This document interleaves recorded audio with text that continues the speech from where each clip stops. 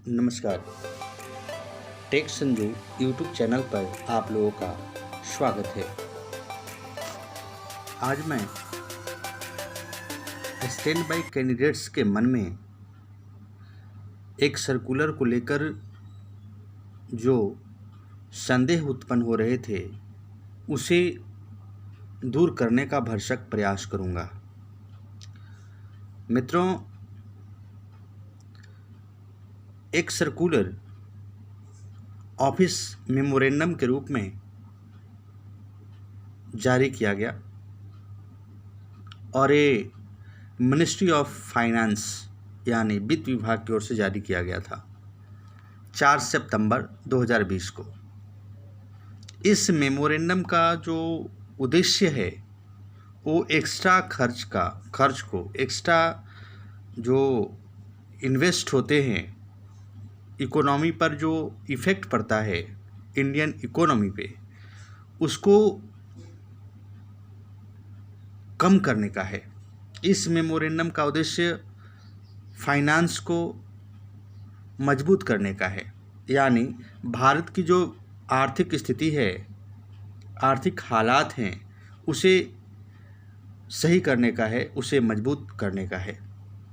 तो ज़्यादा तो रिलेटेड यह मेमोरेंडम, यह सर्कुलर हमारे लिए नहीं है, लेकिन जो स्टैंड बाई में कैंडिडेट्स हैं, चाहे एएलपी के हों, टेक्नीशियन के हों या जेई के हों, तो इसमें एक बात जो आई, इसे लेकर मन में कन्फ्यूजन उत्पन्न हुआ है हमारे सभी स्टैंड बाई मित्रों को। यहाँ कहा गया है जो क्रिएशन ऑफ पोस्ट है, यानी पॉइंट नंबर 2, इसमें जो कहा गया कि this ban will cover all creation post. Creation of post का जो पॉइंट नंबर बी है, यानी पॉइंट बी आप देखेंगे तो लिख रहा है कि दिस बैन विल, यानी न्यू जो क्रिएशन ऑफ पोस्ट है उस पर बैन किया गया है। क्या बैन किया गया समझिए। This ban will cover all creation of post under powers which have delegated to any organizations regardless of the source of such authority or power। यानी यहाँ पर जो बात कही गई है न्यू क्रिएशन ऑफ पोस्ट, तो सबसे पहली बात कि आपका पोस्ट न्यू क्रिएशन के अंतर्गत तो आया ही नहीं है, आपकी वैकेंसी तो पहले से आई है। ये सच है कि आप अभी स्टैंड बाई हैं, आपके लिए पोस्ट वहाँ पर ये नहीं था, लेकिन जो जैसे ही मेन लिस्ट से लोग जाते हैं, छोड़ते हैं, या कोई नौकरी कर रहा है व्यक्ति, यदि वो रिटायर करता है तो न्यू पोस्ट नहीं है, वो पहले से ही वो पोस्ट ऑलरेडी था, जो कंटिन्यू था, जो सैलरी होल्डर था उसे सैलरी मिल रहे थे, अभी वे रिटायर कर गए, तो न्यू पोस्ट क्रिएट नहीं है। न्यू पोस्ट क्रिएशन उसको कहते हैं कि जब कोई डिपार्टमेंट किसी चीज़ को, किसी ऑफिस को लेकर के या किसी कंपनीज को, कारखाने को लेकर के कोई कुछ पोस्ट क्रिएट करते हैं तो उसे न्यू पोस्ट क्रिएट कहा जाता है। इसलिए it will not effect on our vacancies, तो इससे हमारे वैकेंसीज पर कोई प्रभाव पड़ने वाला नहीं है। इसमें खासकर एक जो बात दी गई है उस पर आप लोग गौर करेंगे।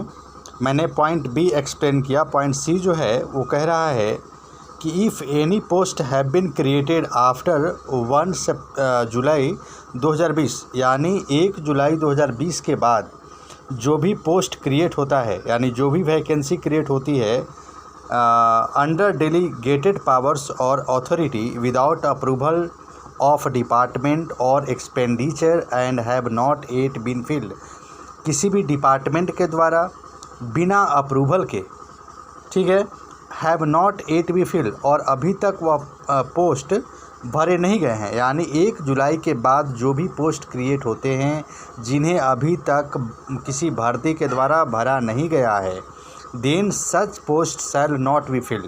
तो यहाँ जो फाइनेंस डिपार्टमेंट है, जो हमारा वित्त विभाग है, वित्त मंत्रालय है, कह रहा है कि then such post shall not be filled, तो उसे नहीं भरा जाएगा।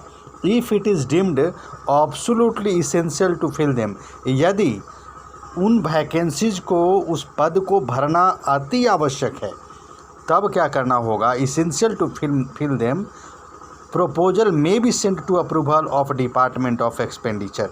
तो उसके लिए एक्सपेंडिचर डिपार्टमेंट से अप्रूवल लेने की आवश्यकता होगी। इसका मतलब यह हुआ कि 1 जुलाई के बाद जो पोस्ट क्रिएट हुए हैं मतलब न्यू पोस्ट जो क्रिएट हुए हैं उसके लिए या तो आप फिल मत कीजिए अथवा उसके लिए आप डिपार्टमेंट से अप्रूवल लीजिए। दूसरी बात, इसका एक क्लियरेंस एक ट्वीट आया था, इसका क्लैरिफिकेशन भी आया है मिनिस्ट्री ऑफ फाइनेंस की ओर से। उन्होंने खुद लिखा है कि देयर इज़ नो रेस्ट्रिक्शन और ban on filling up of post in government of India. Normal recruitments through government agencies like staff selection commission, UPSC, railway recruitment board, it will continue as usual without any cuts. यानी जैसे चल रहे थे, चाहे वो UPSC के हों, railway के हों, रेलवे बोर्ड के हों, एसएससी के हों, वो वे वैकेंसी जैसे चल रहे थे वैसे ही चलते रहेंगे। मित्रों, सबसे पहली बात मैं ये बताता हूँ स्टैंड बाई कैंडिडेट्स के लिए, खासकर आप लोग ज़रा गौर से सुनेंगे। स्टैंड आपने देखा कि एसएससी वालों ने लगातार ट्वीट कैंपेन चलाया तो उनकी भी सुनवाई हो गई, उनके प्रॉब्लम भी सॉल्व हो गए। दूसरा आया, ऐसा नहीं है government is not listening our problem, government is listening our problem. दूसरी बात, एनटीपीसी वाले जो थे तो इनके लिए भी 15 दिसंबर से एग्जामिनेशन डेट अनाउंस कर दिया गया। अब थर्ड यहाँ पर पॉइंट्स रह गए स्टैंड बाई कैंडिडेट्स का। तो सबसे पहली बात, इसके लिए हमें ट्विटर कैंपेन चलाना होगा। ट्विटर पर मैं आप सबों से अपील करता हूँ कि 8 सितंबर को सायं 5 बजे सभी लोग ट्वीट को रीट्वीट करें या ट्वीट करें और ज़्यादा से ज़्यादा यूनिटी बनाएं, एकजुटता दिखाएं। और मैं कहता हूं यूनिटी रहेगी, एकजुटता रहेगी तो आपका स्टैंड बाई क्लियर हो ही जाएगा कंफर्म। क्योंकि जो वैकेंसी 2021 में क्रिएट होंगे तो अब न्यू वैकेंसी तो अभी आनी नहीं है, तो इसको एक्सटेंड करते हुए या इसमें ऐड करते हुए वैकेंसी को इंक्रीज किया जा सकता है। क्योंकि रेलवे को ज़रूरत है और हम लोग एलिजिबल कैंडिडेट्स हैं। जो भी पोस्ट क्रिएट होता है मतलब जो खाली होता है, तो उसके लिए हम लोग all of us are eligible for that post. तो हम सभी मिल करके उस पोस्ट के लिए जो 2021 तक भी जाएंगे या 30-55 के रूल के कारण जो पोस्ट रिक्त हो रहे हैं, जो रिक्तियाँ आ रही हैं, तो जो वैकेंसी आ रहे हैं, तो उन्हें हमें हमारे द्वारा फिलअप करने की मांग करनी होगी। और रेलवे बोर्ड इसको सुनेगा, आवश्यक रूप से सुनेगा। रेलवे बोर्ड एक रिस्पॉन्सिबल बॉडी है और निश्चित तौर पर हमारी बातों को देखेगा। चूँकि रेलवे भी खर्च करना नहीं चाहेगा, रेलवे भी अब एक्स्ट्रा इन्वेस्ट करना नहीं चाहेगा। और इधर जो भी जिनका भी मेडिकल हुआ है वे लगभग सेफ्टी कैटेगरी में है, सभी सेफ्टी कैटेगरी ही हैं, चाहे एलपी हो, टेक्नीशियन हो, जेई हो, तो ये सभी सेफ्टी कैटेगरी के हैं। तो स्टैंड बाई को लेकर के एक ट्विटर कैंपेन 8 सितंबर को सायं 5 बजे लगातार आप सभी जो है हजारों की संख्या में 1 घंटा में 5 बजे से लेकर के 6 बजे तक, या फेल नहीं होना चाहिए। 8 सितंबर को एकदम कैंपेन चलाइए, लगातार ट्वीट कीजिए, रीट्वीट करिए और इसके लिए हैशटैग आपको दे दिया जाएगा।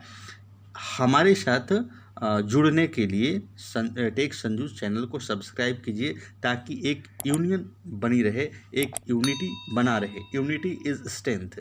तो जब तक आप यूनाइट नहीं होंगे, जब तक आपकी आवाज़ मजबूत नहीं होगी, तब तक आप अपनी डिमांड नहीं कर सकते और आपकी डिमांड नहीं मानी जाएगी। तो मैं आप सबों से गुजारिश करता हूं कि बिल्कुल एकजुटता दिखाइए। और अंत में मैं एक बात कहना चाहता हूं, we will not do any illegal works. किसी पर भी प्रकार के हम इलीगल गैर कानूनी कार्य नहीं करेंगे। रेलवे हमारी रोजी रोटी का सवाल है। रेलवे हमें रोजी रोटी देगा और निश्चित तौर पर हम रेलवे को किसी तरह का कोई नुकसान पहुंचाने की बात नहीं करते। हम बहुत मित्रवत और बहुत ही सभ्य अभ्यर्थी की तरह उनसे मांग करेंगे और हमारी बात सुनी जाएगी। हमें बिल्कुल शालीन तरीके से, मित्रवत ढंग से, दोस्ताना व्यवहार के साथ एक सारगर्भित तरीके से अपनी बातों को कहना है और रेलवे हमारी बात को सुनेगा, रेलवे बोर्ड हमारी बात को सुनेगा और आवश्यक रूप से कुछ अच्छे संदेश देगा। और हम गुजारिश करते हैं रेलवे बोर्ड से कम एक नोटिस बस दे दिया जाता, ताकि स्टैंड बाई कैंडिडेट्स हैं उन्हें थोड़ी संतुष्टि हो जाती, निश्चिंतता हो जाती तो बेहतर होता। इसलिए इस ओर भी ध्यान देने की आवश्यकता है। तो आप सभी याद रखें और इसके लिए आप हमारे चैनल को सब्सक्राइब करें, लाइक करें, कमेंट करें और इस वीडियो को जितना ज़्यादा हो सके शेयर करें। धन्यवाद।